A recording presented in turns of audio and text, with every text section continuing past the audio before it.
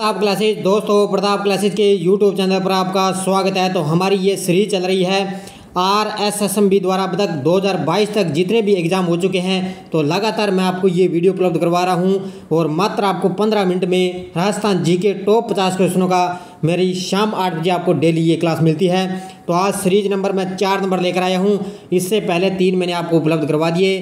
तो आपको अभी तक जितने भी एग्ज़ाम हो चुके हैं तो सारे क्वेश्चन आए हुए एग्ज़ाम में मैं आपके लिए लेकर आया शाम 8 बजे वीडियो लेकर आता हूँ।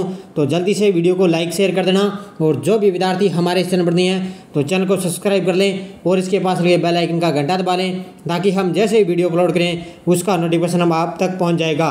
तो वीडियो पूरा आराम से देखना ध्यान से, 2022 की परीक्षाओं के लिए ये वीडियो आपके लिए रामबाण साबित होगा। तो स्टार्ट करते हैं आज की हमारी क्लास। पहला क्वेश्चन देखिए, किस लोक नृत्य में डफली, गुरालियों, खंजरी और पुंगी वाद्य यंत्रों का प्रयोग किया जाता है? तो साथ साथ मुझे लाइव कमेंट बॉक्स में आप जवाब भी देना है भी किस लोक नृत्य में डफली, गुरालियों, खंजरी और पुंगी वाद्य यंत्रों का प्रयोग किया जाता है? तो ये किया जाता है कालबेलिया नृत्य में। किसमें किया जाता है? ऑप्शन नंबर बी, कालबेलिया नृत्य। अगला क्वेश्चन देखो, निम्न में से कौन सही सुमेलित नहीं है? ये बताना है आपको कौन सा है जो सही सुमेलित यहाँ पे नहीं है। अवनी लेखरा भारोत्तोलन तो आपको पता है, अपूर्वी चंदेला निशानेबाज, अर्जुन लाल जाट नौकायन, देवेंद्र जाजड़िया भाला फेंक। तो अब आपको पता है जो अवनी लेख रहा है वो भारोत्तोलन से इनका संबंध नहीं है। अवनी लेख रहा का संबंध है शूटिंग से। किससे संबंध इनका? जो इनका खेल है वो शूटिंग से संबंधित है। तो ऑप्शन नंबर 1 इसका करेक्ट आंसर है। अगला क्वेश्चन देखो, निम्न में से कौन सा सही सुमेलित है? निम्न में से कौन सा सही सुमेलित है? खेजड़ली आंदोलन अमृता देवी, चिपको आंदोलन गौरा देवी, अपिको आंदोलन कर्नाटक। ये बताना है अब आपको कौन सा सही सुमेलित है। नीचे यहाँ पे कूट दिए हुए हैं, ये बताने भी कौन से कथन इसमें सत्य हैं। तो ये तीनों कथन ही क्या है? सत्य है। तो ऑप्शन नंबर डी इसका राइट आंसर हो जाएगा। अगला क्वेश्चन देखो, पलाण क्या है? ये बताना है आपको पलाण क्या है। घोड़े पर रखी जाने वाली काठी, ऊंट पर रखी जाने वाली काठी, गौरबंद का समानार्थी शब्द, एक लोक वाद्य यंत्र। पलाण क्या है? तो पलाण ध्यान रखना, ऊंट पर रखे जाने वाली काठी। ऑप्शन नंबर 20 का करेक्ट आंसर हो जाएगा। अगला देखो, किस गढ़ के लिए कर्नल जेम्स टॉड ने कहा था कि यदि उन्हें राजस्थान में एक जागीर की पेशकश की जाए तो वह किस गढ़ को चुनेंगे? तो ये कहा था, ध्यान रखना, भैंसरोड गढ़ के लिए। किसके लिए कहा था? भैंसरोड गढ़ जो दुर्ग है, कर्नल जेम्स टॉड ने कहा था कि यदि उन्हें राजस्थान में एक जागीर की पेशकश की जाए तो वह इस गढ़ को चुनेंगे। तो ऑप्शन नंबर बी इसका करेक्ट आंसर है। अगला देखो, अंग्रेजों को मुल्करा मीठा ठग किसने कहा? अंग्रेजों को मुल्करा मीठा ठग किसने कहा था? तो ये ध्यान रखना, किसने कहा? शंकरदान सामोर ने। ऑप्शन नंबर 1 इसका करेक्ट आंसर हो जाएगा। किसने कहा? शंकरदान सामोर ने। अगला देखो, निम्न में से कौन सा आभूषण महिलाओं द्वारा नहीं पहना जाता? लकड़ी, मेमंद, कंडोरा, मोरखा। तो ये आपको पता है कौन सा नहीं पहना जाता? मोरखा। ऑप्शन नंबर डी इसका करेक्ट आंसर हो जाएगा। अगला क्वेश्चन देखो, निमाड़ी एवं रागड़ी किसकी उपबोलियां हैं? ये क्वेश्चन आया था आपकी बार रीट के एग्जाम में, जो 24 तारीख को यानी कि शाम को जो लास्ट शिफ्ट में जो एग्जाम हुआ था उसमें ये क्वेश्चन आया था, निमाड़ी एवं रागड़ी किसकी उपबोलियां हैं? तो ये आपको पता है किसकी है? मालवी की। तो ऑप्शन नंबर सी इसका करेक्ट आंसर है। अगला क्वेश्चन देखो, पोपा बाई री पोल नामक पुस्तिका किसने लिखी थी? ये आपको पता है, ये बहुत बार एग्जाम में आता है। पोपा बाई की पोल नामक पुस्तिका लिखी थी जयनारायण व्यास ने। किसने लिखी थी? जयनारायण व्यास, जो मारवाड़ से संबंधित थे। अगला क्वेश्चन देखो, पूर्वी राजस्थान नहर परियोजना के संबंध में निम्नलिखित में से कौन सा कथन सही है? पूर्वी राजस्थान नहर परियोजना के संबंध में निम्नलिखित में से कौन सा कथन सही है? ये क्वेश्चन क्या है, उस टाइम में जब ये करंट से संबंधित थोड़ा चर्चा में था उस वजह से ये क्वेश्चन पूछा गया था एग्जाम में। तो ध्यान रखना कौन सा कथन यहाँ पे सही हो जाएगा। यहाँ पे नीचे कूट कथन आपको दिए हुए हैं, इसमें आपको बताना भी कौन कौन से इसमें कथन सही है। तो मैं आपको इसमें बता देता हूँ। देखो, इसमें पहला, यह परियोजना पूर्वी राजस्थान के 13 जिलों के पेयजल समस्या के स्थायी समाधान के लिए बनाएगी। ये कथन यहाँ पे सही है। इसमें 26 विभिन्न बड़ी एवं माध्यम परियोजनाओं के माध्यम से 2.8 लाख हेक्टेयर भूमि की सिंचाई हेतु जल उपलब्ध कराने का प्रस्ताव है। ये कथन यहाँ पे सही है। नवनेरा बिराज इस परियोजना का अभिन्न हिस्सा है। ये भी कथन यहाँ पे सही है।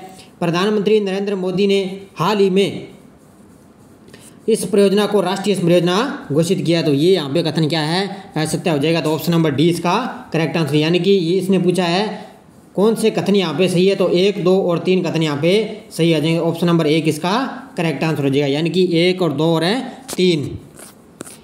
अगला क्वेश्चन देखो, 1857 के विद्रोह का कोटा में नेतृत्व किसने किया? ये आपको पता है, जयदल और मेहराब खां, ये दो ही व्यक्ति थे जिन्होंने क्या है कोटा में नेतृत्व इन्होंने 1857 की क्रांति के समय किया था। कौन थे?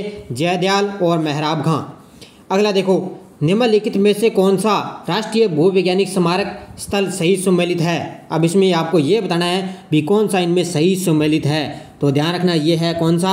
ऑप्शन नंबर डी, महान सीमा ब्रंश सतुर बूंदी, ये क्या है सही सम्मिलित है। तो ऑप्शन नंबर डी इसका करेक्ट आंसर हो जाएगा। अगला देखो, मुंशी रानी की छतरी कहाँ है? ये आपको पता है कहाँ पर है? अलवर में। मुंशी महारानी की या मुंशी रानी की छतरी कहाँ पर है? अलवर में।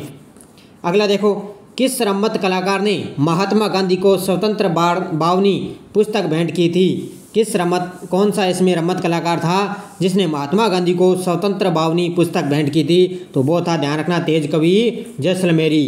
कौन था? तेज कवि जैसलमेरी।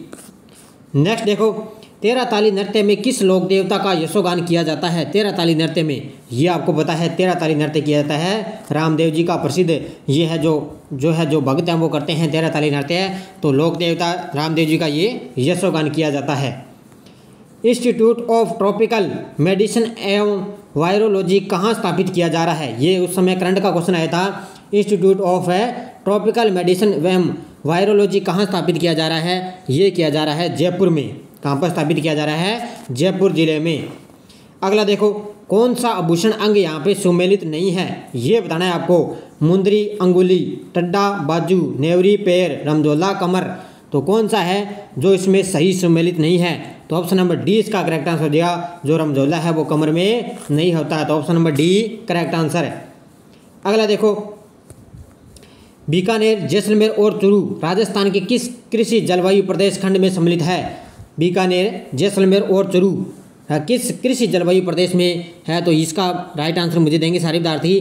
तो ध्यान रखना, इसका राइट आंसर हो जाएगा अति शुष्क आंशिक सिंचित। ऑप्शन नंबर सी इसका राइट आंसर हो जाएगा।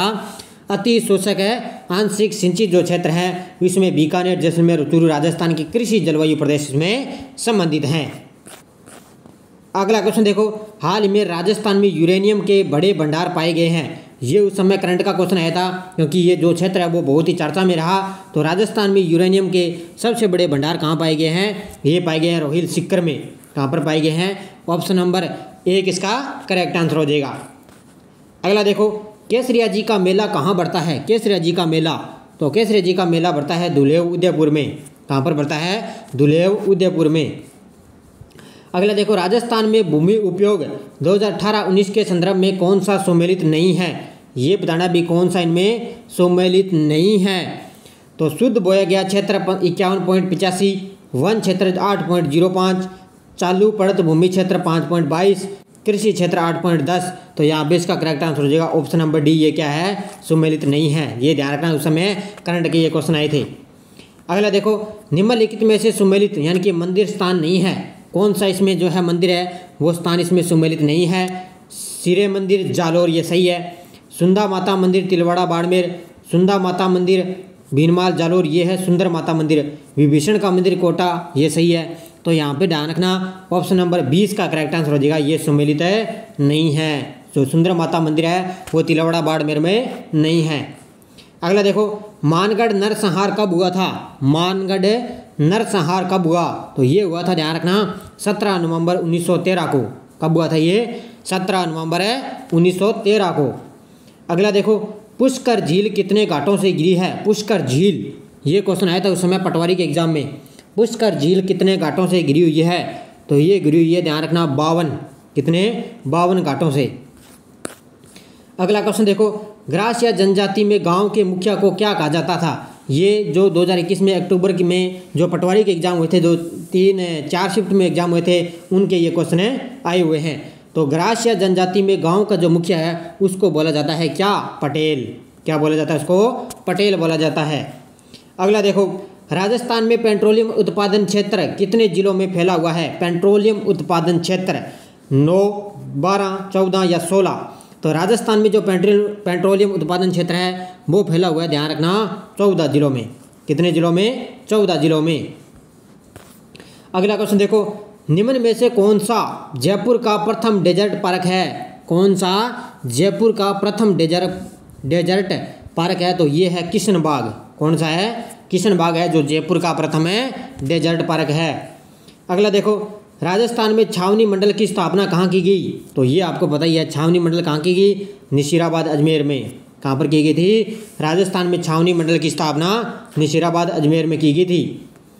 राजस्थान में लोकायुक्त के संबंध में निम्नलिखित में से कौन सा कथन यहाँ पे गलत है? ये बताना है लोकायुक्त के संबंध में। तो यहाँ पे देखा कौन सा कथन गलत है? तो वह मुख्य न्यायाधीश द्वारा नियुक्त होता है। ये पहला ही कथन इसमें क्या है? गलत हो चुका है। वह भ्रष्टाचार को प्रशासन के मामलों पर विचार करता है। ये कथन सही है। उसका कार्य शिकायतों की जांच करना है। ये सही है। प्रथम लोकायुक्त 1973 में नियुक्त किया गया। ये भी कथन क्या है? सही है। तो यहाँ पे ऑप्शन नंबर 1 इसका करेक्ट आंसर। ये मुख्य न्यायाधीश द्वारा नियुक्त नहीं होता है।